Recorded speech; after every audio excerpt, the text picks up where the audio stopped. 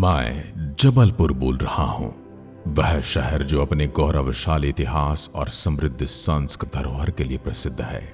मेरे इतिहास के पन्नों में रामायण और महाभारत काल की वो घटनाएं मौजूद हैं जिससे आप अनजान हैं। उन बातों का उल्लेख आज भी मेरी नदियों, पहाड़ों और मंदिरों में मिलता है। चलिए मेरे इतिहास के सफर की शुरुआत करते हैं, जहां मैं आपको रामायण और महाभारत काल से लेकर ब्रिटिश काल तक की अपनी यात्रा के बारे में बताऊंगा।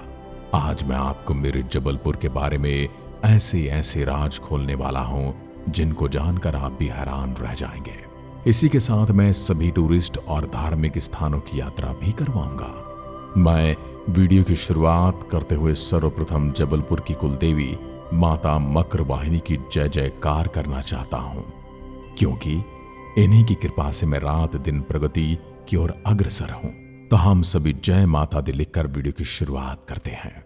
मेरे साथ जबलपुर की यात्रा की शुरुआत करने से पहले कमेंट करके ये बताएं कि आपको किस स्थान पर वीडियो देखना है, ताकि हम आपके पसंदीदा विषय पर अगला वीडियो बना सकें। रामायण काल में मेरा क्षेत्र महेशमती नाम से जाना जाता था। महेशमती नगर के राजा कार्तवीर्य अर्जुन को 1000 भुजाओं वाले राक्षस के रूप में भी जाना जाता है, जिन्हें सहस्त्रबाहु कहा जाता है, जिसे भगवान परशुराम ने अपने पराक्रम से पराजित किया। इस क्षेत्र का वर्णन रामायण के विभिन्न प्रसंगों से मिलता है। ऐसा कहा जाता है भगवान राम, माता सीता और लक्ष्मण वनवास के दौरान यहां से गुजरे थे। यह क्षेत्र ऋषि मुनियों की तपोभूमि था, जहां उन्होंने अपनी साधना और तपस्या का इसे केंद्र बनाया था। महाभारत काल में जबलपुर का यह क्षेत्र विदर्भ राज्य का हिस्सा था। विदर्भ की राजधानी कुंडिनपुर थी, जो आज के समय में खरगोन के नाम से जानी जाती है। विदर्भ राज्य का महाभारत के युद्ध में महत्वपूर्ण योगदान रहा। यह क्षेत्र एक प्रमुख व्यापारिक मार्ग का हिस्सा था, जो उत्तर और दक्षिण भारत को जोड़ता था।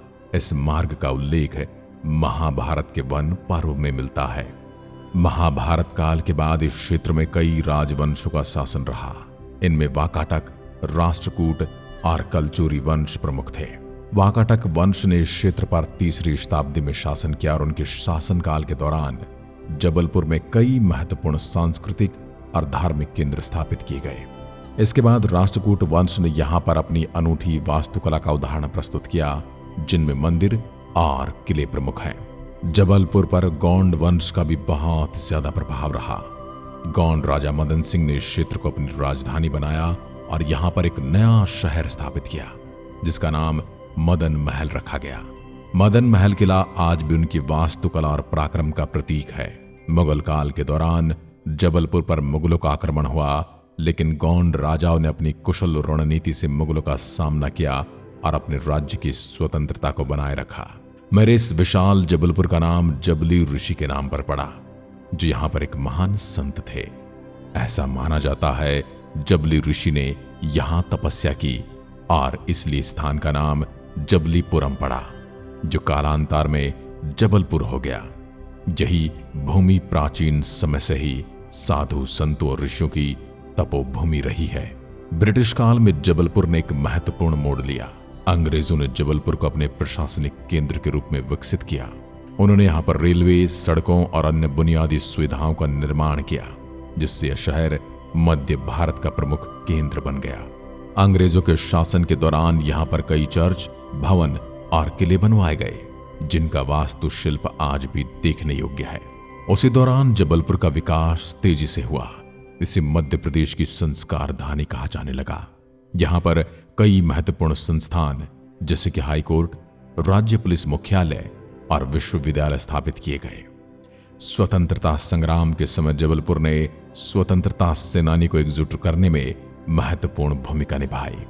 आधुनिक काल में जबलपुर एक महत्वपूर्ण शैक्षणिक, सांस्कृतिक और औद्योगिक केंद्र बन चुका है।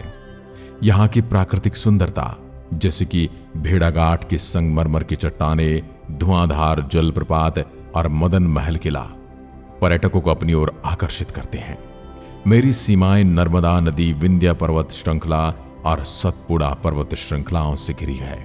इसे प्राकृतिक सुंदरता से और समृद्ध बनाती हैं। मेरे अंदर सुंदर सुंदर नदियां, प्राचीन मंदिर, ऐतिहासिक किले और संग्रहालयों का खजाना है। यहां का रानी दुर्गावती संग्रहालय, मदन महल किला, कचनार सिटी का शिव मंदिर और भेड़ाघाट का संगमरमर का सौंदर्य अद्वितीय है। इसके अलावा यहां पर कई धार्मिक स्थल भी हैं, जैसे कि त्रिपुरी मंदिर, 64 योगिनी मंदिर और कचनार का शिवलिंग। मेरे क्षेत्र में प्रमुख भाषाएं गोंड, हिंदी और मराठी हैं।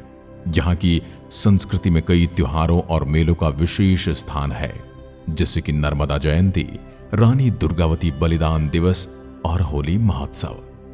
मेरी सीमाएं उत्तर में कटनी जिले तक, पश्चिम में नरसिंहपुर जिले तक, दक्षिण में सिवनी जिले तक और पूर्व में दमोह जिले तक फैली हुई हैं। मेरा क्षेत्रफल 5210 वर्ग किलोमीटर में फैला हुआ है। मेरी जनसंख्या लगभग 14 लाख है और मेरे पूरे जिले की जनसंख्या लगभग 25 लाख हो चुकी है। मेरे इस विशाल जबलपुर जिले को 10 तालुकाओं में बांटा गया है। वहीं 62 मंडल परिषद हैं। 542 ग्राम पंचायतों के साथ कुल 1508 गांव मेरे इस विशाल जिले में स्थित हैं। जबलपुर रेलवे के लिए मध्य भारत में एक प्रमुख रेलवे स्टेशन है। महत्वपूर्ण सैन्य प्रतिष्ठान की उपस्थिति के अलावा जबलपुर रेलवे स्टेशन की रेलवे कनेक्टिविटी दिल्ली, मुंबई से लेकर पूरे देश के प्रमुख शहरों से सीधे जोड़ती है। जबलपुर सड़क से अच्छी तरह से जुड़ा हुआ है। राष्ट्रीय राजमार्ग 7 जबलपुर से गुजरता है, जो वाराणसी को कन्याकुमारी से जोड़ता है। जबलपुर के निकटतम हवाई अड्डे दुमना हवाई अड्डा शहर से केवल 20 किलोमीटर की दूरी पर है। जबलपुर मुंबई, दिल्ली, हैदराबाद, पुणे, नागपुर, भोपाल और इंदौर से भी हवाई यात्रा से जुड़ा है। पर्यटन के लिहाज से तो मेरे इस विशाल जबलपुर में कई स्थान हैं। तो चलिए अब हम धार्मिक पर्यटन स्थलों की यात्रा करते हैं। नंबर 1, धुआंधार जलप्रपात जबलपुर। शहर से थोड़ी दूरी तक ड्राइव करने पर आप धुआंधार झरने तक पहुंच जाएंगे, जो 98 फीट की ऊंचाई से खूबसूरती से गिरता है। नर्मदा का पानी जिस जबरदस्त बल से चट्टानी सतह से नीचे गिरता है, उसी के कारण इस झरने को ये नाम मिला है, जिसका अर्थ है धुआं बहना। और यह एक मनमोहक दृश्य प्रस्तुत करता है। सबसे अच्छी बात यह कि आप साल के किसी भी समय इस झरने की असाधारण भव्यता का आनंद ले सकते हैं। नाव की सवारी, नदी के किनारे पिकनिक या सूर्यास्त के सबसे अद्भुत नजारों के लिए यहां जाएं। नंबर 2, मदन महल किला। एक चट्टानी पहाड़ी के ऊपर स्थित मदन महल किला गोंड शासकों की निशानी है, जिन्होंने कभी शहर पर शासन किया था। 1116 ईस्वी में राजा मदन शाह द्वारा निर्मित यह किला मूल रूप से एक सैन्य चौकी और एक प्रहरी दुर्ग के रूप में कार्य करता है। आज खंडहर होने के बावजूद यह स्मारक अपने युद्ध कक्षों, गुप्त मार्गों, अस्त बलों और छोटे जलाशयों के मध्य से शहर की स्थापत्य विरासत का उदाहरण है। आपको इसके साथ जुड़े दिलचस्प इतिहास और यहां से मिलने वाले सुंदर दृश्यों के लिए ऐसे स्थान पर अवश्य जाना चाहिए। नंबर 3, रानी दुर्गावती संग्रहालय। अगर आपको कला में रुचि है तो आपको जबलपुर की अपनी यात्रा में रानी दुर्गावती संग्रहालय को अवश्य शामिल करना चाहिए। रानी दुर्गावती को समर्पित यह संग्रहालय 1976 में जनता के लिए खोला गया था और इसमें प्राचीन सिक्कों, प्रागैतिहासिक अवशेषों और तांबे और पत्थर के शिलालेखों का एक सुंदर संग्रह मौजूद है। यह 64 योगिनी मंदिर में स्थापित मूर्तियों का एक बेहतरीन प्रदर्शन भी है। नंबर 4, 64 योगिनी मंदिर। कलचूरियों द्वारा 10वीं शताब्दी में निर्मित 64 योगिनी मंदिर देश के सबसे पुराने विरासत स्थलों में से एक है। जहां के नाम से पता चलता है, मंदिर में इसके गोलाकार परिसर की दीवारों पर 64 मंदिर बने हैं। इनमें से प्रत्येक में एक योगिनी की नक्काशीदार आकृति है और बीच में भगवान शिव और देवी पार्वती को समर्पित एक मुख्य मंदिर। हालांकि खंडहर में यह मंदिर, जिस तक 150 से अधिक सीढ़ियां चढ़कर पहुंचा जा सकता है, निश्चित रूप से देखने लायक है। Number 5, marbles rocks Jabalpur. Jabalpur में शायद सबसे अच्छी चीजों में से एक जिसे आप देखेंगे वो है नर्मदा नदी के किनारे की अनोखी संगमरमर की चट्टानें। 100 फीट की ऊंचाई तक फैले संगमरमर के पहाड़ अलग अलग रूपों में रंग में दिखाई देते हैं। इसमें सफेद, काला, हल्का नीला और हरा रंग शामिल है। जब आप केबल कार या नाव से घाटी में यात्रा करते हैं, यहां के मनोरम दृश्य का आनंद लें, खासकर सूर्यास्त के समय या पूर्णिमा की रात को, एक रहस्यमय अनुभव के लिए जो हमेशा के लिए आपकी यादों में बस जाएगा। नंबर 6, कचनार सिटी शिव मंदिर। कचनार सिटी की प्रसिद्धि यहां पर बहुत ऊंची शिव प्रतिमा के कारण देश विदेश में है। यह मूर्ति सन 2004 में बनकर 15 फरवरी 2006 में जन दर्शन व पूजा के लिए तैयार की गई।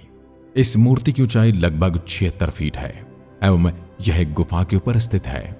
इस गुफा में 12 ज्योतिर्लिंग है जो कि देश के भिन्न भिन्न शिव धार्मिक स्थलों से लाए गए हैं। नंबर 7, त्रिपुरी मंदिर। विश्व प्रसिद्ध त्रिपुर सुंदरी मंदिर जबलपुर के 14 किलोमीटर दूर तेवर गांव के भेड़ाघाट रोड पर स्थित है। इस मंदिर में मां महाकाली, मां महालक्ष्मी और मां सरस्वती की विशाल मूर्ति एक साथ विराजमान है। भक्त यहां अपनी मनोकामना लेकर पहुंचते हैं और माता उनकी मनोकामना को पूरा करने में देरी नहीं करती। नंबर 8, तिलवाड़ा घाट। जबलपुर के तिलवाड़ा घाट का इतिहास यहां 1100 साल से लग रहा सांस्कृतिक मेला है।